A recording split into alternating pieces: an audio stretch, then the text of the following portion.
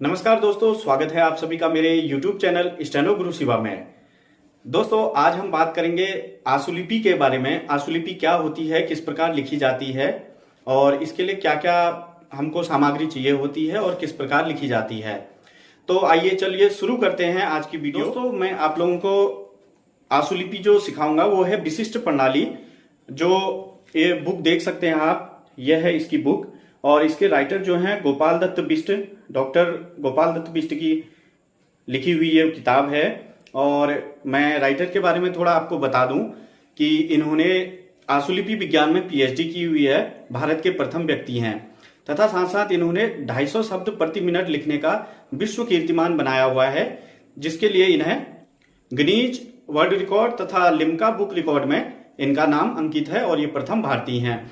तो दोस्तों, जो गोपाल दत्त बिष्ट की जो पुस्तक है विशिष्ट आशुलिपि, मैं इस वीडियो के माध्यम से आपको जानकारी दूंगा और कैसे लिखते हैं, किस प्रकार आशुलिपि लिखी जाती है। सबसे पहले इस आशुलिपि को लिखने के लिए क्या क्या सामग्री चाहिए होती है उसके बारे में मैं आपको बताता हूं। दोस्तों, आशुलिपि लिखने के लिए सबसे पहले जो महत्वपूर्ण चीज होती है वो है इसकी आशुलिपि की नोटबुक। यह है आशुलिपि की नोटबुक जो मार्केट में आपको इजीली अवेलेबल हो जाती है, आप कहीं से भी ले सकते हैं। मैं आपको दिखाता हूं। इसमें 2 साइड रूलर वाली ये बुक होती है और इसमें दोनों तरफ से ये लिखी जाती है। और इसको लिखने के लिए आशुलिपि एक पेंसिल होती है जो मार्केट में आसानी से उपलब्ध है, जिसमें स्टेनो लिखा हुआ है।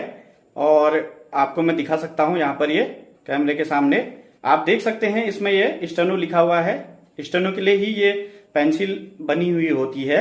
और इस पेंसिल का क्या उपयोग है स्टेनो लिखने में, ये मैं आपको बाद में बताऊंगा, लेकिन उससे पहले मैं आपको जो है ये बोर्ड में पढ़ाऊंगा। उसके बाद कॉपी में लिखकर भी बताऊंगा तथा पेंसिल से किस प्रकार लिखी जाती है ये भी जानकारी मैं आपको इस वीडियो के माध्यम से दूंगा। तो दोस्तों, चलिए शुरू करते हैं। आशुलिपि व्यंजनमाला किस प्रकार लिखी जाती है। तो दोस्तों, आशुलिपि किस प्रकार लिखी जाती है ये आप बोर्ड में देख सकते हैं। ये व्यंजनमाला लिखी हुई है आशुलिपि की। इनको रेखाओं में किस प्रकार लिखा जाता है ये अब मैं आपको इस वीडियो के माध्यम से बताऊंगा। तो चलिए शुरू करते हैं। सबसे पहले जैसे विशिष्ट आशुलिपि में क वर्ग है। क वर्ग में 4 शब्द लिए जाते हैं, हर वर्ग में 5 शब्द होते हैं, आप लोग जानते हैं। तो आशुलिपि में केवल प्रत्येक वर्ग के 4 शब्द लिए जाते हैं, जैसे क, ख, ग, घ। तो दोस्तों, किस प्रकार लिखा जाता है देखिए। क जो होता है हल्की लाइन, एक हल्की लाइन यानी हल्के, इस पर अगर पेंसिल से आप हल्के से लिखेंगे तो ये हल्की सी लिखेगी। और उसी तरह ख को भी उसी हल्की लाइन में बीच से हल्का सा काट देते हैं। और ग जो बनेगा, ग जो है इसको पेंसिल अगर हम थोड़ा जोर लगाएंगे तो ये गहरी ध्वनि बनती है, डार्क। ये इस हल्की होंगी और ये उससे डार्क होगी। पेंसिल से आप इस जो पेंसिल के बारे में मैंने बताया था उसका उपयोग यही है कि उस पेंसिल से आप हल्का और गहरा दोनों प्रकार से लिख सकते हैं। आशुलिपि जो विज्ञान है वो इसी पेंसिल और गहरे हल्के पर ही आधारित है। उसी प्रकार आप अच्छे से आशुलिपि लिख सकते हैं उस पेंसिल की सहायता से। तो ख हल्की लाइन है, ख हल्की लाइन को बीच से हल्का काट दिया है। और ग जो है गहरी लाइन है और घ भी उसी प्रकार गहरी लाइन होगी और उसको बीच से हल्का सा काट देंगे। तो आपके ये बन जाता है क, ख, ग, घ। उसके बाद आता है चौवर्ग। डाउनवर्ड लिखा जाता है इस प्रकार, ये हल्की लाइन होगी। छ भी इसी प्रकार हल्की लाइन होगी जिसको बीच से हल्का कट कर देंगे। और जौ जो है ये फिर से गहरी लाइन होगी। ध्यान रखिएगा, शॉर्ट हैंड में जो है गहरे और हल्के का ही खेल है। तो ध्यान से मेरी बातें सुनिएगा और उस प्रकार आप अच्छे से ये लिख पाएंगे और सीख पाएंगे। तो जौ, और उसके बाद झ भी जो है डार्क लाइन होगी, उसको बीच से हल्का काट देंगे तो वो बन जाएगा झ। उसी प्रकार टौ वर्ग है। टौ वर्ग में 90 के एंगल में सीधी रेखा होगी, हल्की रेखा। ठ उसी प्रकार हल्की रेखा होगी जिसे बीच से काट देंगे तो ठ बन जाएगा। डॉ जो है गहरी रेखा, डार्क रेखा होगी। और ढ जो है ये भी डार्क रेखा होगी और बीच से हल्का इसको कट कर देंगे तो ये ढौ बन जाएगा। उसी प्रकार है तौवर्ग। तौवर्ग हल्का कर्व में लिखा जाता है, वक्राकार जिसे बोलते हैं हम। हल्की रेखा होगी और थौ भी हल्की रेखा होगी, जिसको बीच से हम काट देंगे तो ये थौ बन जाएगा। उसके बाद दौ जो है गहरी लाइन होगी वक्राकार में ही, और धौ भी गहरी लाइन होगी, जिसको हम बीच से कट कर देंगे तो ये धौ बन जाएगा। उसी प्रकार पौ वर्ग आता है। पौ इस तरफ से हल्का डाउनवर्ड हल्की रेखा। फौ जो है हल्का वक्राकार होगी और इसको बीच से काट देंगे, हल्की रेखा होगी तो ये बनेगा फौ। बौ होगा गहरी लाइन और भौ भी वक्राकार होगी और गहरी लाइन होगी, यानी डार्क होगी। उसके बाद आते हैं अंतस्थ व्यंजन। यो को इस प्रकार लिखा जाता है, हल्की रेखा, रौ भी हल्के से, और लौ आपको हल्का कर्व बनाना होता है तो ये लौ बन जाता है, और वो जो है इस प्रकार। ये सब हल्की रेखाएं हैं अंतस्थ व्यंजन जो हैं, यो रो लौ वो। और रो ढो ये आप रौ के समान ही हैं, इनका यूज भी इसी प्रकार होता है हिंदी में। तो आप इनको डिफाइन करने के लिए अलग से केवल रौ की तरह रेखा खींच के उसको हल्के से काट सकते हैं। और मैं एक बात यहां पे बताना चाहूंगा, जो भी अलग अलग रेखाएं दी गई हैं जो मिलती जुलती हैं, अगर आपको हिंदी का ज्ञान है तो आपको इतनी भी जरूरत नहीं पड़ेगी बाद में। आप रौ से ही हिंदी का अंदाजा लगा सकते हैं। आप हिंदी भाषी राज्य में रहने वाले हैं, सबको हिंदी मातृभाषा है, बचपन से आपने हिंदी सीखी हुई है, तो आपको कोई दिक्कत नहीं आएगी।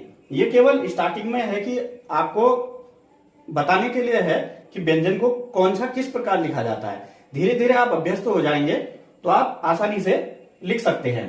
तो दोस्तों उसके बाद आते हैं ऊष्म व्यंजन जो होते हैं, सौ सौ सौ हौ। तो इनको किस प्रकार लिखेंगे?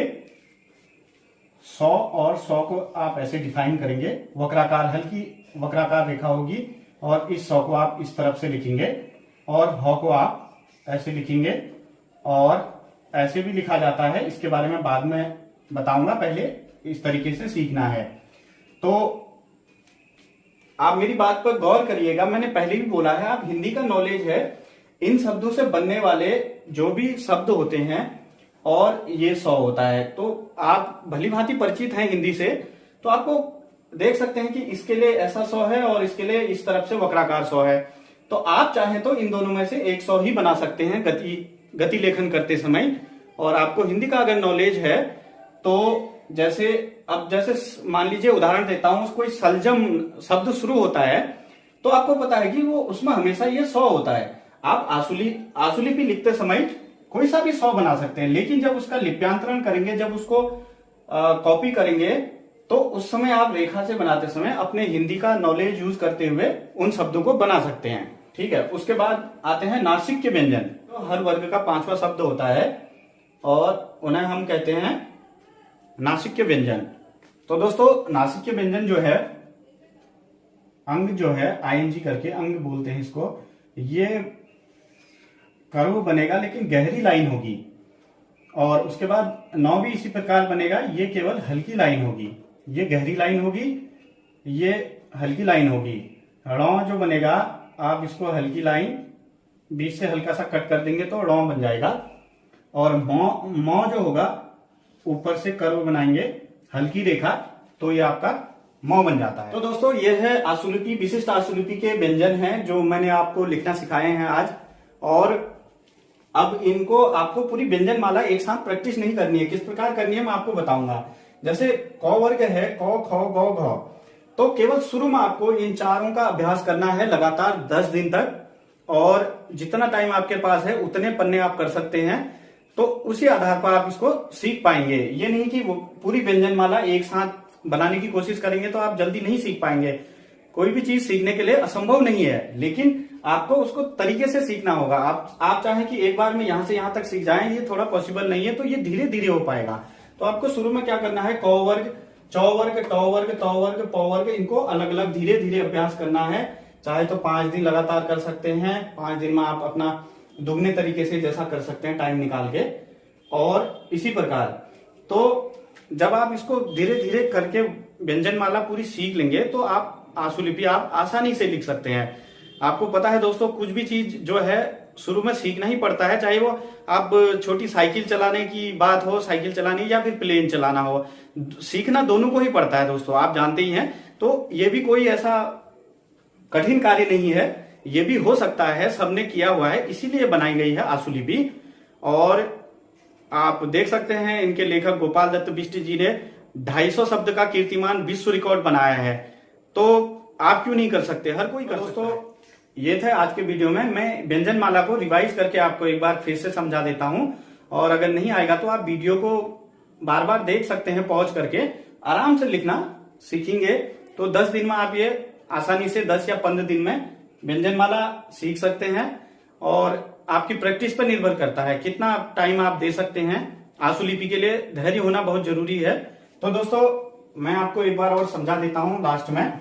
क वर्ग जो है, क हल्की रेखा होगी, ख जो होगी हल्की रेखा, उसको हल्के से कट कर देंगे, ख बन जाएगा। गहरी रेखा ग डार्क होगी, और इसी डार्क रेखा को हल्के से काट देंगे तो घ बन जाएगा।